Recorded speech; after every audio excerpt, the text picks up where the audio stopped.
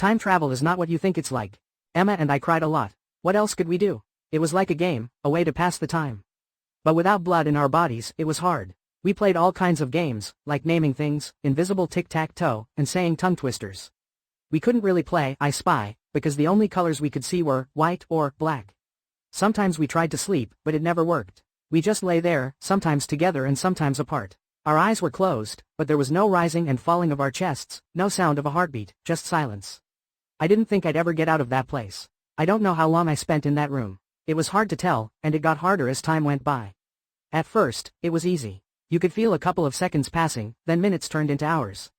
But after Ryan left, it was different. There was no sunrise, no moonlit sky with twinkling stars, no feeling of tiredness, no sleepiness or heavy eyelids after a long day. It was like my internal clock was broken. Emma and I were starting to go crazy, but not in the same way as Ryan. To make our days less sad, we'd pretend we were kids. I don't know if we chose to do this or if our minds made us do it to stay sane. Sometimes one of us would pretend to be a waiter and the other would be eating at a fancy restaurant. Sometimes we'd play doctor and one of us would have to take our clothes off and get checked. Sometimes she'd be my wife. I'd come home from work and she'd have dinner ready. She'd call the kids down, and we'd pretend to eat. I'd tell her all about my day while giving scraps of food to our pretend dog. Our favorite game was called Strangers. At least that's what I call it now. We didn't have a name for it then. I'd pretend to be sitting at a bar or club. She'd walk up and sit down next to me. I'd look at her a couple of times before telling the bartender I'd buy her a drink. She'd try to hide her big smile and flutter her eyelashes at me. Then she'd move from across the table, across the bar, and sit next to me. I'd ask her name, and we'd start talking, from simple stuff to deeper things, memories from childhood, fears, what we hoped for, secrets and dreams. Eventually, one of us would break character and we'd laugh. We'd also create plays in our heads for each other and act them out. Or we'd make scripts for TV shows or movies and act them out, mostly making it up as we went. Those were the good moments. The safe ones. They were like how regular people escape by watching TV or scrolling on their phones so they don't have to deal with what's happening in their own lives. But at some point, reality always came back. The room was our entire world. I started to forget what my mom looked like. I started to forget what I looked like. One day, or night, or whatever it was, I looked out at the nothingness. Emma and I treated it like we'd treat a homeless person yelling at us. We didn't want to look for too long, but we'd glance or see it in our peripheral vision. I stared into it, wondering what color it was. It was nothing. I wondered where we were physically. Were we in another dimension? Was someone watching us? As I stared, I saw something. It was impossible to miss, like a paintbrush stroke on a blank canvas. Yes, it was there. Something existed in that vast emptiness. A tree. It was a perfectly symmetrical pine tree, like those ink blots used for mental tests. It was just there, in the center of my vision. It wasn't like seeing a tree from inside a window in the real world. I wasn't with the tree. I was just seeing it. I felt like an alien from another planet witnessing it. The tree didn't know I was there, and I didn't know where it was. Suddenly, a strong open hand slapped my cheek, and I heard Emma yell. "Snap out of it, Clark, please." Ah, my cheek hurt, but the pain was dull because I noticed she was crying. "Whoa, hey, what's wrong? You, oh God, you're really back, thank God," she said through shaky lips. "You were just staring out there for days. I couldn't do anything to get you back." "Duh, days? Yes, God, I tried covering your eyes, shaking you, but nothing worked. I swear I'm telling the truth." I took her hands to comfort her. "All I remember is seeing something out there, then I don't know what happened." "What did you see?" She had stopped crying a little, and her sadness was replaced with curiosity. I think it was a tree." "A tree? Yeah, well, kind of. It had like a movement to it, like it was growing. Not from the ground like a normal tree, but it was, spreading, I guess. Like when you take the netting off of a Christmas tree and all the branches fall, and the tree looks fuller. It was like that, but constantly getting bigger like an optical illusion." She looked at me like I had told her I had cancer, sad and worried. She let out a big sigh. "I was so scared you were going to leave like he did." I hugged her and scratched her head to comfort her. Then she grabbed my neck and kissed me lightly. It wasn't the first time we kissed, we had done it before. I don't know how it started. I can't even remember our first kiss. It was so long ago. But every now and then we'd just look at each other and kiss. Was it a relationship or were we just bored? I knew everything about her, but I don't know. I was stuck there with her. What else could we do? Would we have gotten along on the outside in the real world? If this experiment worked, would we be together? I don't know. A lot of time passed after Emma slapped me to snap out of it. We were quieter than usual, thinking more because of what had happened. She brought it up first, interrupting our conversation. "So, hey, let's say we make it out of here. Whether that be in a million years, or a billion, or whatever." Well, you know how you were looking out the window, and days passed in a couple of seconds. What if that's the best thing to do? To pass those years. Maybe if we just look out, it'll feel like a couple of hours and then, boom, we're back to reality. I had wondered about that too. What if we never snap out of it though? What if we walk out like Ryan did? Or what if we're just stuck in here forever, hypnotized? I know, she said. I've thought about that, sure. But what? Oh, I don't know. What's our other option? Realistically, we can't keep living like this. We can't keep spending every day going through the waves of talking in silence and laughter and crying. I'm losing my effing mind and I know you are too. I bit my lip, and my silence answered her, so she continued. What's worse, spending 1,000,000,000,000 years in this room until you pull your hair out and slowly slip down the insanity slide, or looking at that effing abyss of nothing? And yeah, there's a chance we'll go off the rocker like Ryan and hypnotically walk out that door, but is it worth it?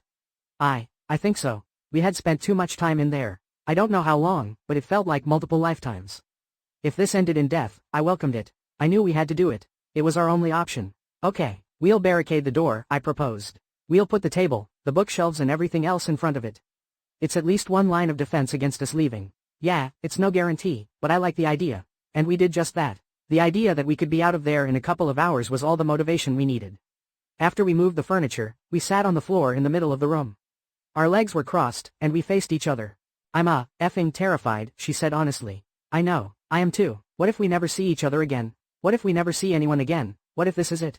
Like it? I grabbed her hands and pulled her closer before replying. No matter what happens, I'm grateful that I had you here with me. I couldn't have been here alone. This place is hell, but it would have been so much worse without you. She nodded and smiled. I returned the gesture. We both adjusted our bodies, still sitting, to face the window. I looked to my right and admired Emma's gaze out the window, just like we did when we were transported here. I squeezed her hand. Ready to spend an eternity together? She said with a shaky breath, almost laughing.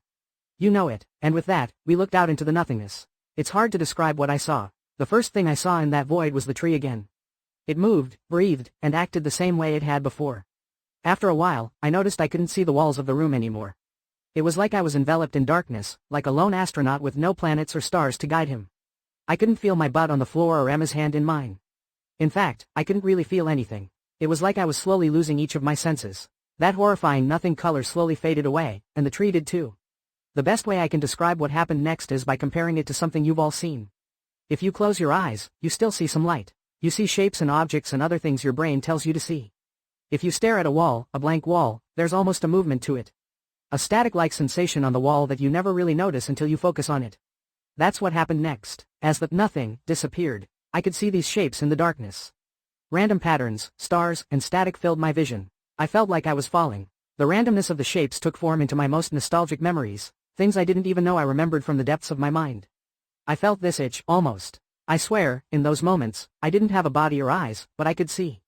It felt like someone had put my still active brain in a jar to keep me alive, and that's what I was experiencing. Just my brain, doing its thing with no input or output. I felt a tingling, but I wasn't sure where I felt it. I existed, but not physically. I thought I was dead. I hope that's not what being dead is like. And then, faster than flipping a light switch, with no sound effect or transition, pop, I was back, standing in that room. Sunshine broke through the cloudy sky and flooded the window. I wasn't facing the window, though. I was facing Emma, with Ryan right behind her. Both of them were looking out the window, just as we were before everything went dark. My focus was on Emma's pupil, just as it was before. It didn't change in size. Before I could even understand what was happening, Ryan screamed louder than I thought physically possible. I jumped and started to back away, but Emma didn't even move. Ryan grabbed the lamp from the table, smashed it on the ground, picked up a large piece of glass, and pushed it through his chest into his heart. His hands were bleeding, and blood was pouring out of his chest. He died within a minute. He was smiling the whole time. Emma, still unmoving, kept staring out the window. I was just trying to process my thoughts, which were overwhelming. Ryan stabbing himself was the least of my concerns, to be honest. I backed up against the wall opposite Ryan and slumped down until I hit the floor. I sat in a fetal position and prayed the doctor would come down the mountain. The experiment had worked, kind of. The room did disappear, and we reappeared exactly 3 hours into the future. Dr. Olson said. He installed the window in case we could see lights or flashes. He didn't know about the void. After Ryan's death, the university shut down Project BTAOW-33 pretty quickly, but I doubt that was the last the world would see of it. Dr. Olson can only hear the events that took place from my perspective. Emma is in a catatonic state. She hasn't spoken a word or made a sound since coming back. She's completely unresponsive. There's no sign of her getting better. I visited her once at the home she lives in now, and I'm never going back. She stares off at the walls the same way Ryan stared into the void. If there's a God out there, I just pray she isn't still there somehow, in that place. I hope her mind is free or at peace. Why am I not catatonic? Why did I make it out okay? Did I see the same thing Ryan saw? I'm not sure. I try not to think about it. I have lived, subjectively, longer than anyone will ever have to experience, to suffer. I don't have the guts to kill myself, though I think about it often. I don't really care if I get in trouble with the law by sharing my story. It's therapeutic to share, and like Dr. Olson said from the beginning, no one will believe me anyway. Day-to-day life doesn't bother me. I don't mind interacting with people. I like eating food again or taking a nice hot shower. I like knowing I can die, that I will die. It's not the waking moments that disturb me, no. It's when I sleep. My dreams are awful and are almost always of that place, that room. The doctor says it's because that room is where my brain thinks it has spent most of its life. He says they will lessen as my stimuli from the real world increases. But dreaming isn't the worst part about sleeping. It's every other moment between dreams. As I drift off into sleep, so does my body, and so do my senses. My mind is still active, but I'm surrounded by that void. Drowning in its emptiness, that color, that nothing, every night, it haunts me. I hope to God you never see it, never realize it's there. Because when you do, it won't go away.